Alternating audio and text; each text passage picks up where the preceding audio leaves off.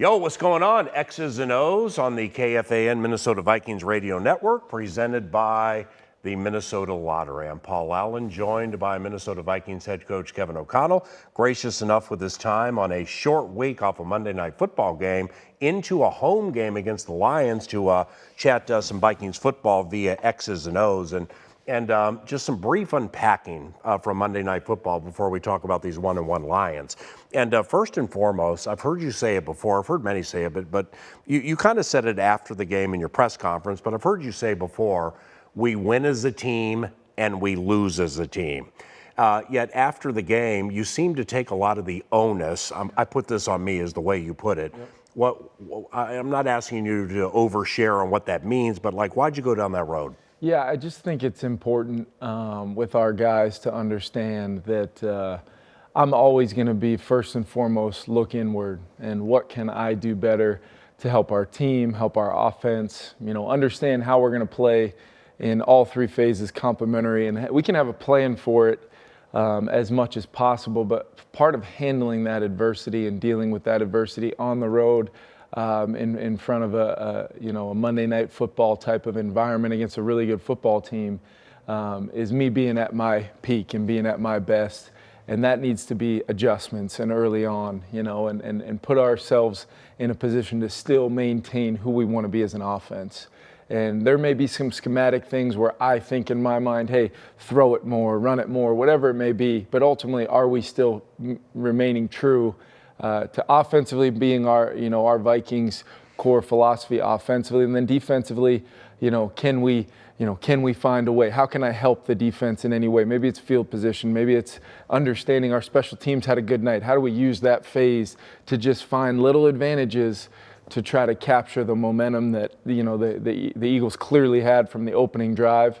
And then every single time, we had that one or two or three opportunities in the first half where we could really tighten that score and really use the second half possession to start that second half to try to tie that thing up.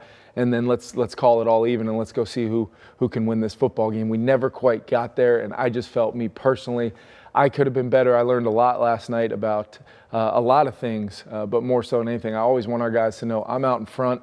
And I'm always going to wear it when we don't play well or don't play up to our standard, and be the first one out in front of it, making sure that they know they can trust me and know that I'll be accountable to those guys always. Very, very important. During the course of games, not just last Monday night, but games period as a player, an assistant, or a head coach, when players clearly become frustrated with situations, yep, how do you get them to shake it off during the course of the battle? Yeah, it's just understanding every single play is its own. And no matter what happened previously, whether it's a drop ball or a missed assignment, none of that matters. It's on to the next play and making sure that however many times in the game we can have all 11 in any phase doing their job, limiting the self-inflicted wounds that maybe don't jump out on the tape to fans at home, but there might be a little missed assignment here and there on a block, a technique, a route depth, Kirk, going through a progression, all those things on nights like this past week, they tend to stack up and kind of be a little bit of an avalanche at times. And that's the hit in the mouth, that's the adversity. Yeah. And I believe we have the football team that will learn from this, respond the right way, and hopefully be better off down the line because of it. Which will equal more victories for the Vikings. But sometimes you have to go through those tough lessons, and you'd love to learn those lessons in game and still compete to go win. Just didn't make enough plays, didn't coach well enough, and across the board it'll allow us to be extra motivated going into this week to do things the right way and be ready to roll Sunday in front of our home fans. Well, Kevin, just think about last year. I mean, you're hoisting the Lombardi, but there was a part of that season you guys lost 3 in a row and by a combined 43 points. Yeah.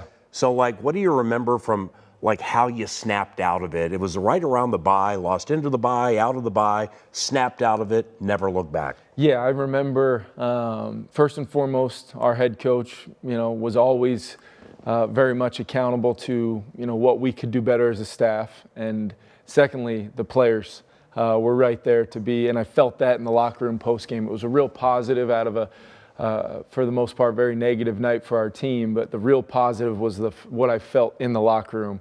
A group of guys that if they could have, hey, let's just go back out, see if they'll let us go back out on the field and go fix some of these things right now before we get on the plane, because we're ready to roll, Coach. And we got your back. They know I got their back.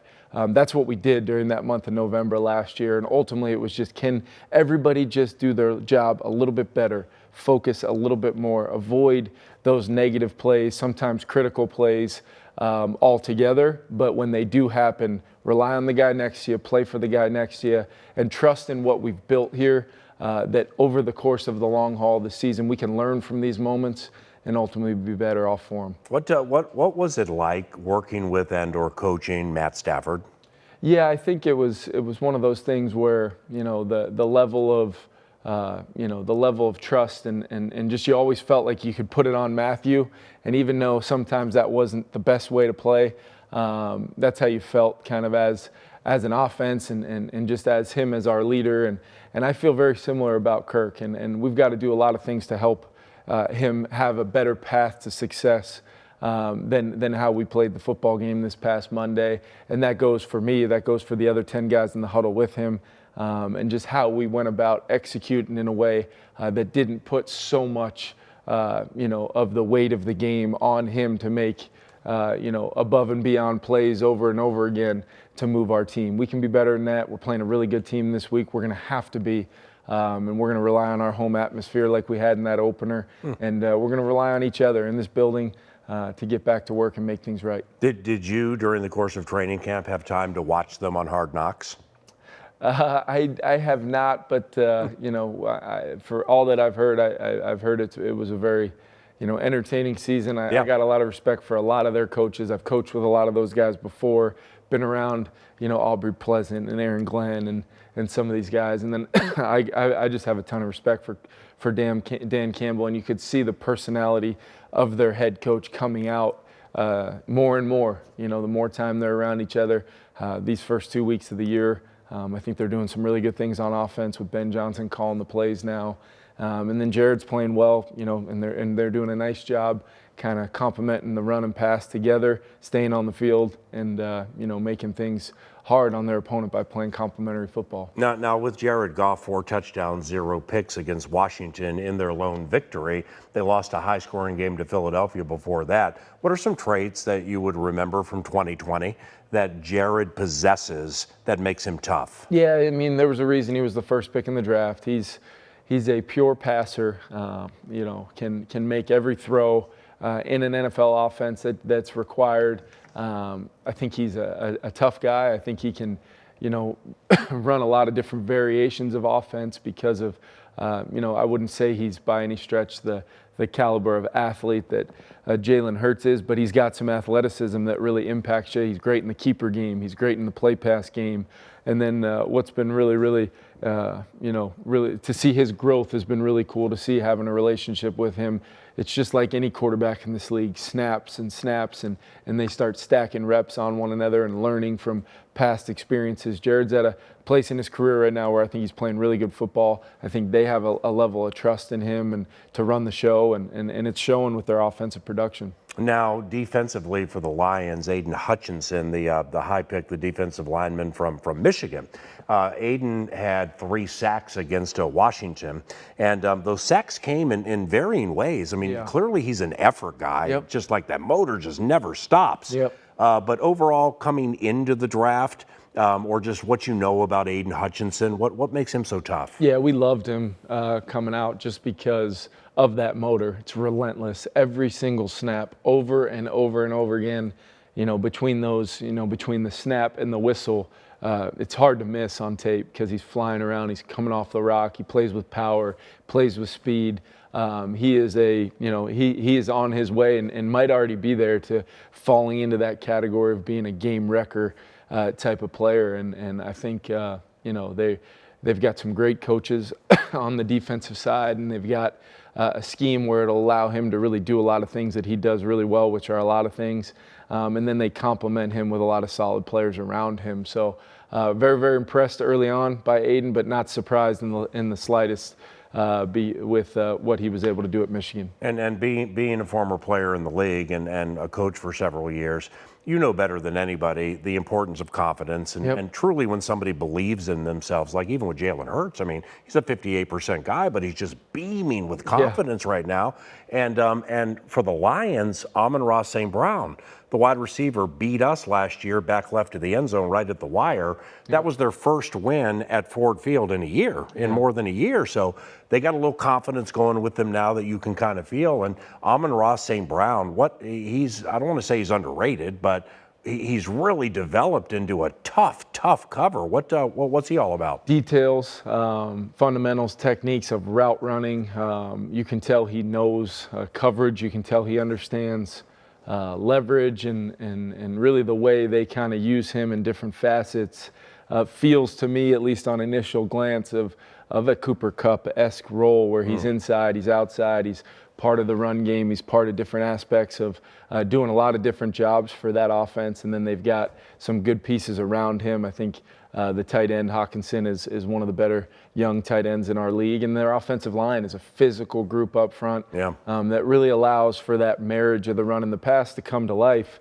And it's going to be a heck of a challenge for our defense, different challenge than what we saw this past Monday night. And I thought, the Eagles, they were in their top form, and their quarterback played really well, and caused us to play our best game to try to match that, which we did not do. And we got to learn from that and know that we got a heck of a division opponent coming in here that with that confidence and that belief being such a powerful thing, PA, we've got to find a way to match that, establish that, same characteristics of our own, and then rely on that home crowd to be that 12th man for us and ultimately take us over the top. Lastly, as a play caller, when those games get left-handed like Monday night, that's really, really difficult to overcome, because you want to avoid predictability, obviously. But you mentioned special teams in closing. I mean, you're that far away from 3 block punts. I know. And Peterson with the blocked field goal, and then Boyd stumbling, and there he goes getting down to the 30. Kene has had minimal opportunity to return. Rager just got here. Joseph with a career-long 56.